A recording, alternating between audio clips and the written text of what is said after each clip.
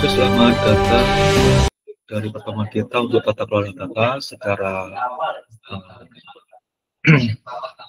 asinkron. Di sini topik kita adalah data governance framework, dan di tempat ini kita akan mencoba untuk mengetahui bahwa data governance framework ini harus tahu tentang outcome yang akan diterima oleh kita masing-masing. Tentang satu, implementasi manajemen strategi penggunaan data.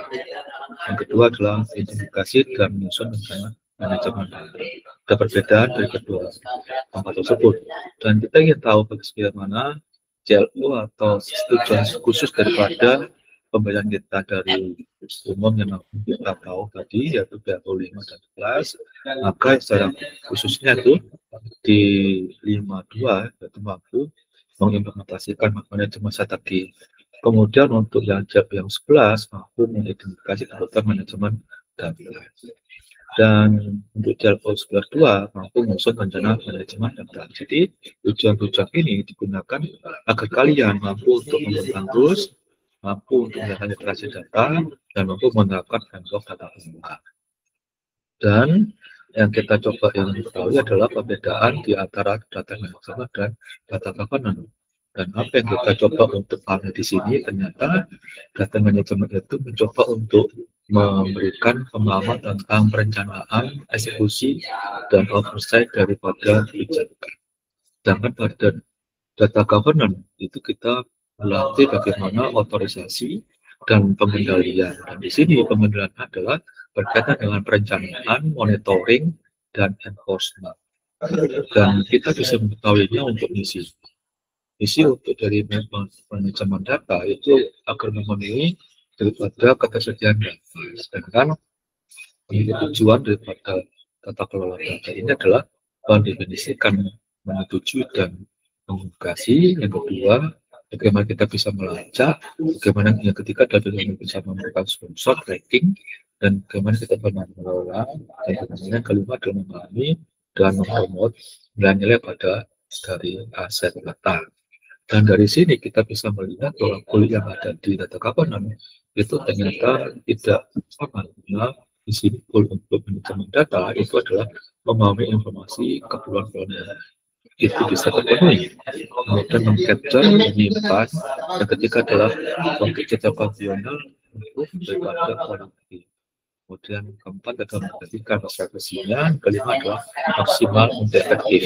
Dan di sini kita bisa melihat bahwa urutan dari pada frameworknya ini kita bisa melihat untuk input, kemudian fungsinya, dan dari primary ke globalnya itu berbeda dengan apa yang ada di data platform. Dan untuk manajemen data, inputnya saja kita bisa lihat adalah strategi bisnis. Sedangkan input daripada governance data adalah tujuan bisnis. Bagaimana dengan bisnis aktivitas? Di situ adalah strategi bisnis. Sangat-sangat berbeda. Begitu juga untuk tools yang dipakai dalam manajemen data yang terkait dengan tools modeling data. Di sini untuk tata kelola data adalah website intranet, atau mungkin pakai email, atau mungkin pakai metadata. Sedangkan tools yang lain dari manajemen data itu diantaranya database pengolahan, kemudian integrasi data, intelijen bisnis, dan yang lain. Jadi dari semua yang ada di sini kita harus tahu bahwa primary untuk deliverable dari manajemen data bisa dari satu data, dan itu sangat berbeda sekali kalau kita komparasi dengan deliverable utama daripada governance data, yaitu deliverable utamanya atau pada kebijakan data untuk governance data. Kemudian standar datanya bagaimana? Jadi kalau benar-benar kita komparasi, kita bisa memberikan perbedaan atau komparasi antara manajemen data terhadap data kesehatan. Dan apa sebenarnya konsep dan implikasi yang kita perlu tahu di sini, yaitu tentang ketergantungan pengelolaan data secara efektif itu pada efektifnya partnership di antara DM steward dan DS profesional, khususnya pada tata kelola data. Sedangkan decision ini di dalam hal itu adalah tanda bagi tata kelola data. Untuk pengelolaan data yang efektif, maka persyaratan kerja itu lintas pada organisasi dan sistem lingkungan yang mendukung tentang integrasi penampilan sebuah data. Beberapa keputusan secara utama dari keputusan bisnis itu dibuat dengan masukan dan panduan daripada TI. Yang lainnya, teknik secara utama keputusannya dibuat dengan melalui input dan panduan daripada data steward untuk semua tingkat. Dan tata kelola data keputusan ini bisa kita lihat dari decision atau keputusan yang dibuat oleh pengelola bisnis dan decision atau keputusan yang dibuat oleh pengelola TI. Sehingga kalau kita bisa melihat diharapkan antara mengelola manajemen bisnis dan manajemen TI itu benar-benar ada align. Di mana untuk manajemen bisnis itu diantaranya berkaitan dengan apa? Berkaitan dengan model operasi bisnis, kepemimpinan TI, investasi kapital, funding, asset and development, model dari data kelola data, enterprise, dan macam-macam. Bagaimana dengan keputusan yang dibuat oleh manajemen TI? Di situ ada EM strategi, ada EM policy, ada EM standar, ada EM metrik, dan sampai ke technical metadata. Jadi dari sini kita bisa melihat antara keputusan yang dilakukan oleh manajemen bisnis dan keputusan yang dibuat oleh manajemen TI itu benar-benar harus terelengkan dengan benar. Untuk data kelola data dan stewardship dan layanan, bagaimana kita bisa melihat dari gambar yang ada di sini yaitu data kelola data, stewardship, dan service, kita bisa melihat bahwa tata kelola data itu didukung oleh manajemen operasi data, didukung oleh manajemen master data dan selengkapnya, referensinya, data pustakanya, dan manajemen konten terutama yang ada di situ dokumen. Dan di sana itu akan mendukung apa saja, mendukung manajemen security data, manajemen kualitas data, pengembangan data, manajemen metadata. Dari keduanya itu akan mendukung apa? Mendukung sebuah warehouse data dan juga pengelolaan bisnis intelijen. Dari situ semua akan mengerucut pada pengelolaan arsitektur data. Dan akhirnya itu langsung dikatakan sebagai suatu kumpulan konsep daripada data kelola data yang terangkum dari beberapa tahap dari mulai bawah, menengah, kemudian sampai atas, yaitu tentang pengelolaan arsitektur data. Data kelola data itu fokusnya pada eksekusi untuk sebuah manajemen data aset. Apakah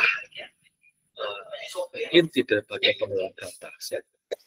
Itu sebuah pertanyaan atau yang harus kita cari.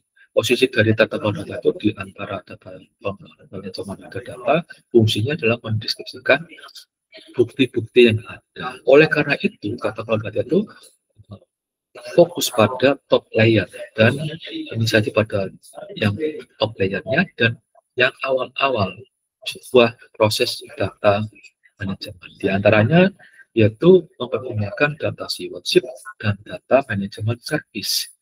Untuk data stewardship itu maksudnya apa? Start dengan data stewardship accountability dan tanggung jawabnya untuk semua manajemen data keseluruhan, fungsinya dan kedalaman daripada data-data. Dan kategori daripada data stewardship itu misalnya diantaranya adalah eksekutif daripada data steward. Yang dimaksud di sini adalah seperti data steward itu antara lain yaitu manajer senior yang melayani pada layanan data masyarakat. Kemudian koordinasi data steward. Maksudnya apa? Penting untuk keseluruhan data. Yang dimaksud di sini adalah memimpin, memperdasakan sebuah tim dan bisnis data stewardnya dan disebutkan lintas tim dan dengan eksekutif data steward. Koordinasi data steward juga termasuk di sini yaitu tentang bagaimana kita bisa melakukannya. Bisnis data steward itu maksudnya apa? Spesialisasi dalam berdedikasi untuk memberikan space atau ruang yang dapat menjelaskan dan mengontrol data. Sehingga tata kelola data itu adalah sebuah penilaian keputusan data stewardship level tinggi dari para eksekutif dan koordinatif dan steward. Dan kita bisa mengenal bahwa tata kelola data ini dan organisasi stewardship yaitu berada pada lingkup-lingkup dan batasan daripada tata kelola data.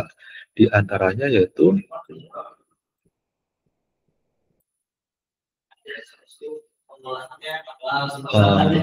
data strategi and policy yang bisa dikatakan sebagai pendefinisian komunikasi dan monitoring, data standar dan arsitektur yang menjelaskan review, approving, monitoring, regulatory compliance. Di sini adalah mengkomunikasikan, memonitor, dan enforcing, manajemen isu, maksudnya adalah mengidentifikasi, mendefinisikan, eskalasi, dan solving.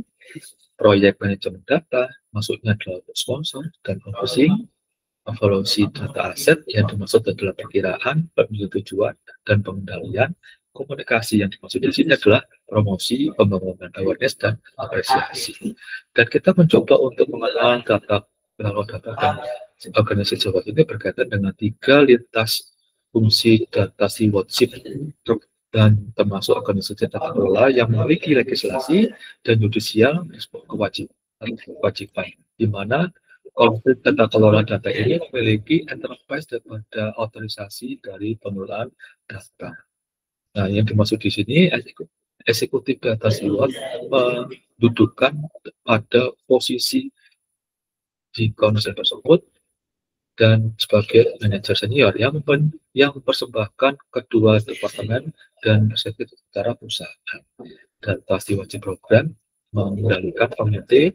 Tujuannya adalah untuk mendukung tata kelola data konsil, mengedraft kebijakannya dan kebijakan draftnya itu, dan memberikan standar pada pengurusan dan persetujuan pada konsil tata kelola berdasarkan pada spesifik inisiasi dan overseeing untuk inisiasi data. Tim steward itu adalah fokus pada grup dan bisnis data. Steward kolaborasi pada data steward aktivitas di mana di antara menunjukkan area subjektif dan tim yang seharusnya menunjukkan dengan subjek matter aspect yaitu SMASH, data spesifikasi, dinamakan, definisi, dan data kualifikasi, persyaratan daripada bisnis, dan apa yang harus dilakukan dalam bentuk lokal yang sangat unik. Dan kita bisa melihat di sini adalah sebuah manajemen data, organisasi tata kelola berdasarkan stewardship dan service juga. Kita dari sini melihat 2 gambar yang berbeda, baik itu dari sisi legislative dan judicial responsibility dan berdasarkan pada executive responsibility. Kita bisa melihat itu dari data stewardship, data governance, dan data manajemen service. Dan ini kalian bisa perhatikan di sini bagaimana merujuk ke atas untuk yang legislative dan judicial responsibility atau IT governance organization. Tapi berbeda dengan yang ada di eksekutif dan executive performance responsibility untuk bagian data manajemen services. Nah, itu sangat berbeda sekali dalam hal pola pikir mungkin kita katakan sebagai brand. Nah, aktivitas daripada tata kelola data ini yang akan kita pelajari apa saja. Aktivitas membandingkan daripada fungsi tata kelola data adalah dijelaskan sebagai berikut.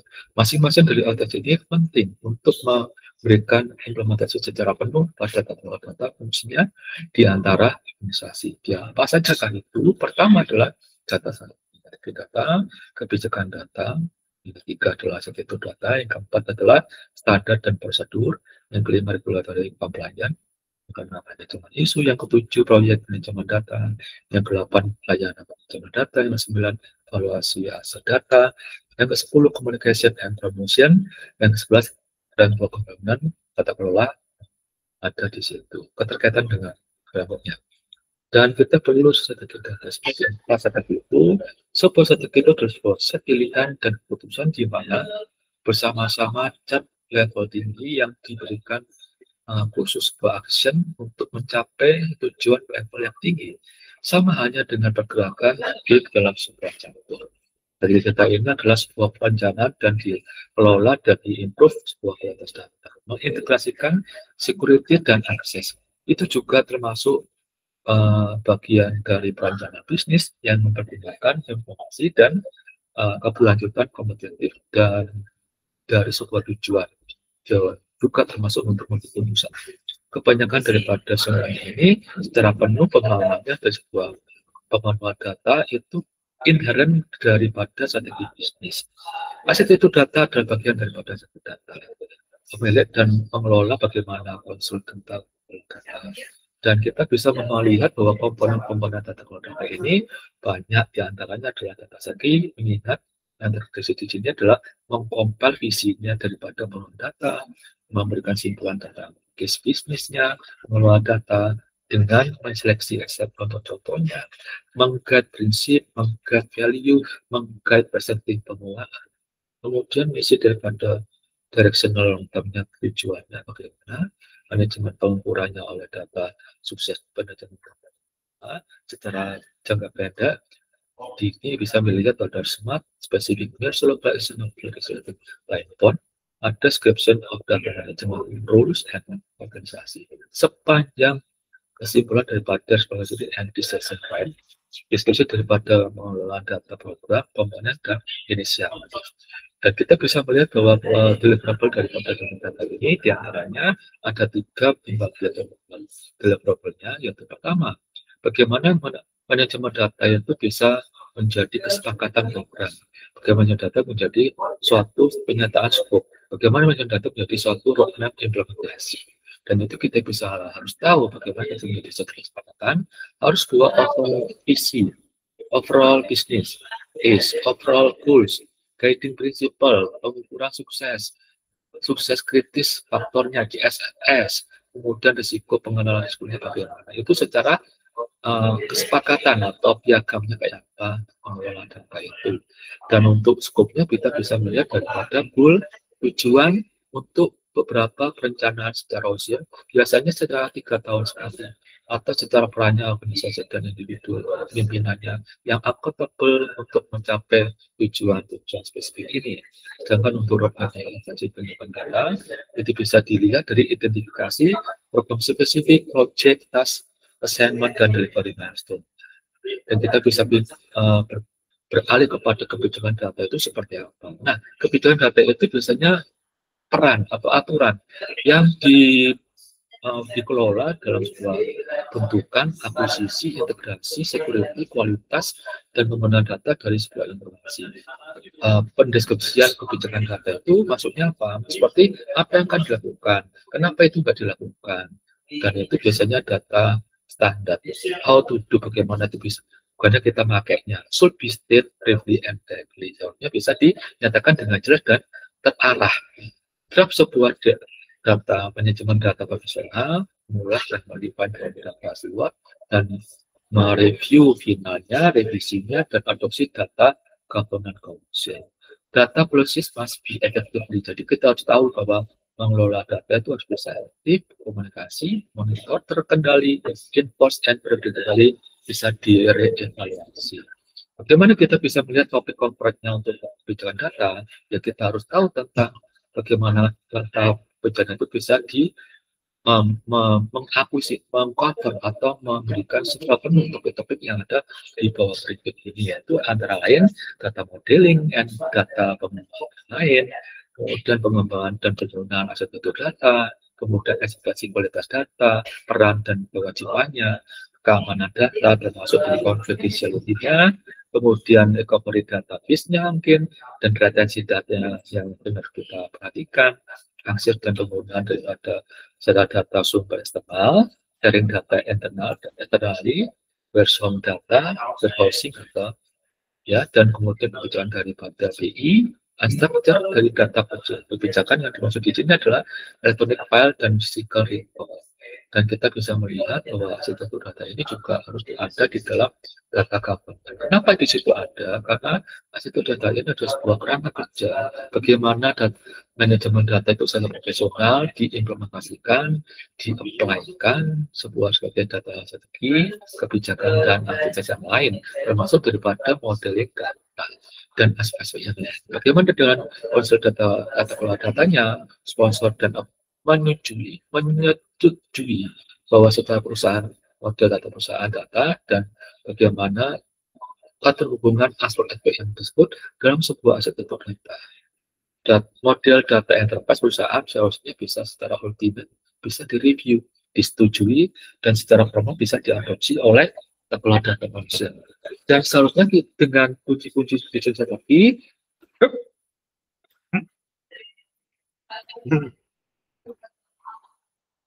proses, organisasi, dan sistem. Data ikut data teknologi, arsitektur, data arsitektur, data dan BI arsitektur. Kemudian ada data standar dan prosedur. Nah, standar dari pengelolaan data panduannya merujuk pada penerapan standar.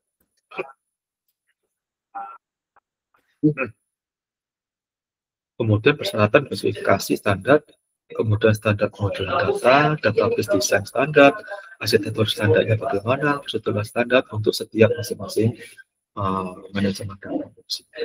Dari keseluruhannya itu, maka dalam ada persoalan pengelolaan data dan seharusnya mereview, mengapprove, dan mengadopsi konsul tata kelola data.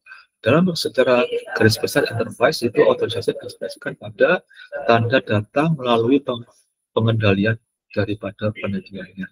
Jadi masih efektif, bisa dikomunikasikan, bisa dikendalikan, bisa diinfos, setiap periode bisa dievaluasi. Prosedur untuk manajemen data bisa berupa metode dokumentasi, teknik, dan step-step follow yang di-accomplish sebuah tugas yang khusus. Ya. Kemudian kita bisa melihat bahwa data standar dan prosedur itu bisa melalui beberapa langkah di sini. Di antaranya adalah bagaimana kita bisa mempergunakan model data dan standar arsitektur. Bagaimana yang kedua adalah melakukan standar secara bisnis dan metadata. Kemudian pengelolaan model data, ada panduannya dan prosedurnya. Dan di situ ada migrasi metadata dan pembuatan prosedur, ada standar database recovery dan business continuity, ada standar security data dan prosedur, data pustaka daripada manajemen data dan untuk kontrol prosedur, ada BI standar dan prosedur, ada konten manajemen untuk perusahaan standar dan itu juga ada prosedurnya. Dan itu ada semua daripada standar data dan prosedur. Untuk compliant pemenuhan secara regulatory, regulation itu bagaimana caranya? Jadi setiap perusahaan itu harus bisa memberikan dampak pada secara governmental atau keberlanjutan ke pengelolaan dan regulasi sebuah industri. Kebanyakan daripada regulasi ini titik sebuah data, bagaimana data dan informasi bisa menjadi sesuatu yang bisa dikelola. Bagian daripada fungsi tata kelola data ini adalah mengendalikan, memastikan regulatori terpenuhi. Penyebutan sebuah contoh beberapa regulasi organisasi seperti apa based daripada data kalau data bekerja dengan bisnis yang lain, leadership techniques untuk mencari the best daripada jawaban untuk secara spesifik pertanyaan itu bisa diberikan solusinya sehingga bisa diindikasi betapa pentingnya penggunaan daripada regulasi yang ini, seperti bagaimana secara kena relevan sebuah regulasi, kenapa itu penting untuk kita dan yang lainnya. Dan manajemen isu yang bisa kita lihat di sini diantaranya adalah ada isu dari kualitas data, ada penamaan data dan konflik definisi, ada konflik aturan bisnis dan klarifikasinya, ada security data, privacy dan konflik isu, ada regulasi untuk isu pemenuhan, non-conformant isu, misalnya adalah policy standar arsitektur dan prosedur, ada policy standar arsitektur dan prosedur, ada konflik stakeholder, keterkaitan stakeholder dalam data dan informasi, ada organisasi dan ada perubahan manajemen isu untuk organisasi dan budaya, ada isu berdasarkan pada prosedur data dan putusan yang tepat, negosiasi dan review data di sebuah agreement sharing. Dan data eskalasi bagian itu diantaranya adalah seperti bagian di gambar ini. Dan itu kita bisa melihat semakin ke atas semakin kecil untuk eskalasi bagiannya. Semakin ke bawah semakin besar, di antara 40-45% konflik resolve at this level. Harus bisa di resolve, kalau tidak kesulitan. Dan kenapa kita bisa mengatakan bahwa di resolve karena makin ke atas, intinya resolve untuk konflik harus semakin kecil. Dengan pertama-tama menggunakan data steward team, kemudian level berikutnya adalah data steering committee, yang berikutnya adalah data governance council. Dan kita bisa melihat manajemen isunya seperti apa. Dalam manajemen isu di sini, kita bisa melihat untuk persyaratan kontrol mekanisme dan bentuknya. Untuk apa? Mengidentifikasi, menangkap, untuk login, untuk update isu, melacak status isu, mendokumentasi viewpoint daripada pemangku kepentingan dan termasuk alternatif resolusinya. Objektif atau tujuan khusus, tujuan umum daripada diskusi secara netral, di mana viewpoint analisa susah dilakukan, eskalasi isu untuk level yang tinggi atau yang tinggi, kemudian penentuan destinasi dan komunikasi sebuah resolusi isu. Ya, nah data pustakanya adalah sebagai berikut, yaitu bagian Dharma Depok dan manajemen kerja. Ya. Nah, di sini ada bahan untuk kategorinya, diantaranya adalah data manajemen project, diantaranya adalah berdasarkan pada inisiatif penggunaan improve of data manajemen. Di antaranya apa? Ya, manajemen aset data, ada warehousing data, ada pengelolaan sendiri, pengelolaan referensi, pengelolaan data master, pengelolaan metadata, dan pengelolaan data integrasi. Dan konsil berusaha untuk membantu meningkatkan bisnis case daripada proyek manajemen data, dan biasanya mengengage orang pekerjaan atau membantu untuk departemen body seperti info dan artis selama tendensi proyek TI, ya. Nah, di sini kita bisa melihat proyek manajemen data itu seperti apa. Ini data dan program bisa menjadi bagian daripada ERP dan CRM. Secara keseluruhan proyek ya, selama itu bisa tercapai sebagai berikut, diantaranya adalah kualifikasi informasi yang dimaksud di sini esensi pada sukses sebuah proyek ya. Kemudian tujuan proyek kunci proyek adalah untuk mengintegrasi informasi lintas perusahaan. Manajemen data menyediakan proyek ini dengan apa? Dengan memberikan status data, pendekatan untuk manajemen kualitas data pengelolaan dan strategi, tools, sektor dan support untuk enable business intelligence. Kemudian approach untuk partnering sebuah leader bisnis ya. Data manajemen service itu bisa kita lihat dengan melihat sebuah profesional data data yang menyediakan banyak dan layanan untuk sebuah enterprise atau perusahaan. Manajemen data melayani organisasi, di mana mencoba untuk melakukan formulasi, definisi formulasi, dan pendeliverian atau penyampaian sebuah layanan ini. Hingga kita bisa melihat bahwa layanan ini bisa menjangkau dari level data level tinggi, kemudian enterprise architecture definisi dan analisis serata analisis. Maka ini sebuah kolaborasi di antara manajemen tinggi dan tata kelola data. Ya, bagaimana kita bisa melihat sebuah evaluasi aset data? Data komunikasi menggunakan banyak kebutuhan inputs untuk estimate nilai daripada aset data.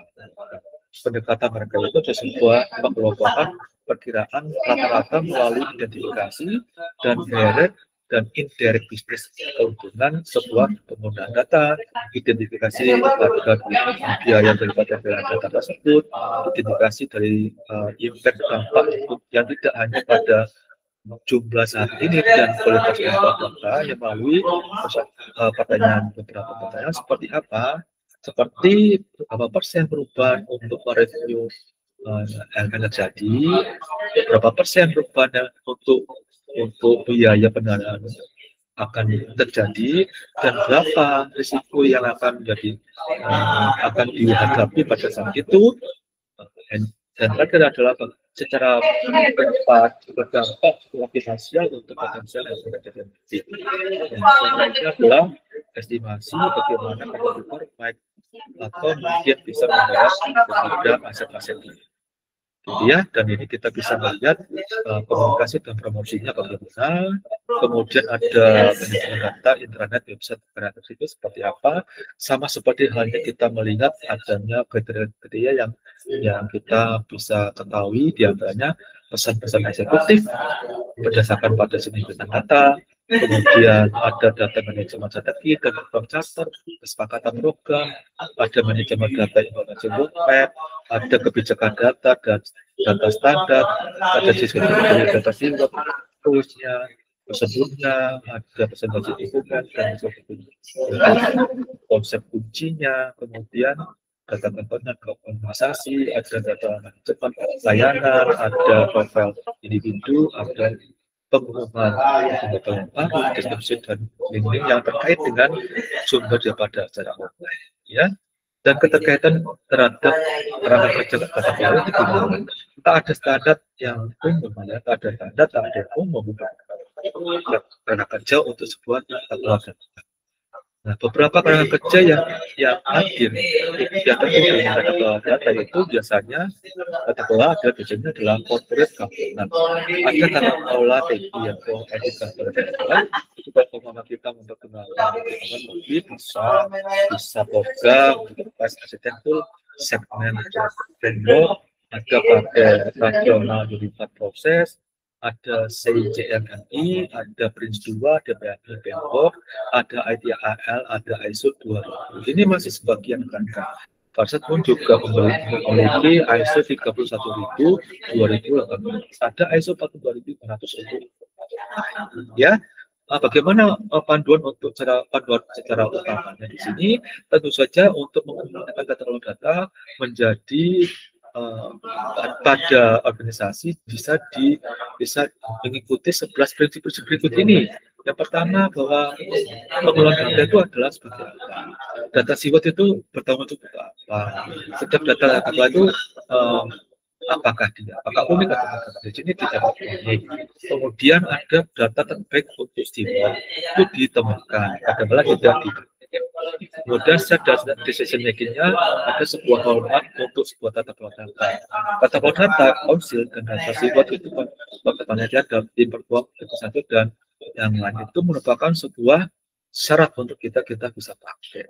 Nah, tata kelola data itu terjadi di antara enterprise dan lokal level. Nah, ini tidak ada pergantian atau visioner untuk sebuah leadership aktif TI, ya. Dan beberapa daripada centralized organization teman-teman data profesional adalah esensial untuk dan kita harus tahu bahwa organisasi dan isu-isu organisasi dan isu-isu dari kebiasaan di sana sangat penting. Pentingnya sebuah pertanyaan yang akan disediakan untuk mengimplementasikan fungsi daripada tata kelola data. Pertama adalah kenapa setiap tata kelola data itu merupakan program yang unik gitu. Nah, itu ada jawaban answer-nya karena organisasi itu unik dalam struktur, dalam budaya, dalam circumstances-nya, lingkungannya, sehingga tata kelola data itu data program data mengalamatkan atau menunjukkan kebutuhan yang dibutuhkan di sana gitu. Sharing common karakteristik kriteria itu kemudian prinsip yang ada dalam program tersebut. Jadi kita nggak bisa menyamakan sebuah governance program itu nggak bisa karena di dalam perusahaan itu memiliki program. Data governance soalnya bisa menjadi tantangan yang unik, value, kepercayaan, ekspektasi, attitude-nya, sikapnya, ritual, dan simbol, dan seharusnya menjadi perubahan yang terjadi dan berubah cara menjadi sebuah tantangan atau peluang. Nah, organisasi daripada isu sumbernya dan itu bisa kita tahu dari pertanyaan kedua, yaitu apa yang harus data SWOT chip ini menjadi bagian dari sebuah kewajiban peserta bangun. Nah, jawabannya di sini data SWOT chip ini adalah sebuah peran, bukan sebuah pekerjaan. Sehingga data SWOT itu merekomendasi menjadi suatu bagian. Nah, kebutuhan yang untuk menginvolve daripada bisnis untuk memaintain bisnis, knowledge, peer respect dan credibility sebagai sebuah subjek atau hal yang penting untuk expert dan vertical leaders. Nah, pertanyaan ketiga apa? Bisakah itu full time TI menjadi sebuah data SWOT atau full time business relation menjadi data SWOT? Nah, bisa jawabannya ya. Dan ini menjadi peran daripada mereka yaitu IT for business relation jadi data SWOT itu very widely across lintas perusahaan. Bagaimanapun juga sebuah pemimpin bisnis yang benar seharusnya bisa berorientasi pada data SWOT. Meskipun itu lingkupnya atau fokusnya secara teknis ya. Jadi kita bisa melihat bahwa pertanyaan yang berikutnya adalah bagaimana kualifikasi dan skill yang dicerahkan oleh data SWOT dalam kandidat perannya. Dan di sini kita bisa melihat jawabannya adalah bisnis dan data knowledge. Itu important. Soft skill-nya required seperti respect subject area, organisasi, strong verbal, clarity dan posisi, teamwork, adaptasi, dan ability kemampuan dalam mengembangkan lokal dan fungsional. Dan kita bisa melihat pertanyaan dari kelima di sini bagaimana sebuah data individu reward itu dan bagaimana bisa mengempower dan bagaimana data seperti itu bisa, dan ini bisa melihat bahwa secara konflik ya objektif ya dan memahami positif bagi kedua belah cara pandang, optimistik ya, tetap semangat, impress people dengan fakta dan listening, kemudian belajar jujur ya, percaya dan tidak hanya pada aspek secara demonstrating sharing interest pada yang lain, tapi harus bisa terbuka dengan yang ya. Nah, kesimpulannya apa? Fungsi dari pengelolaan data itu telah ditemukan, sudah dimulai atau dimunculin dari data link single ya atau tunggal, dan didemonstrasikan dari dasar-dasar yang ada menjadi sebuah konsep yang lanjut dalam sebuah arus.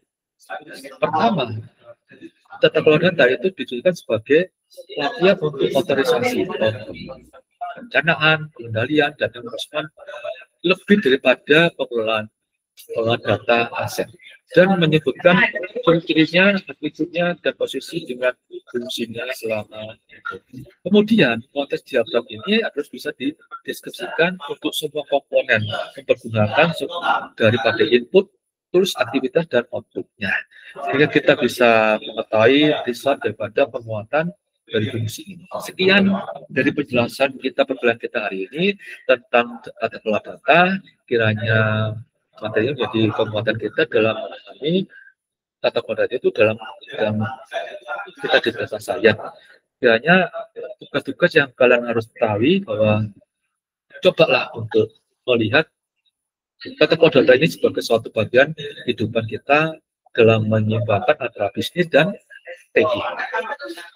Untuk tugas berikutnya akan dibutuhkan dari ketua dari saya ke ketua sekian. Sampai jumpa, see you next time, bye bye.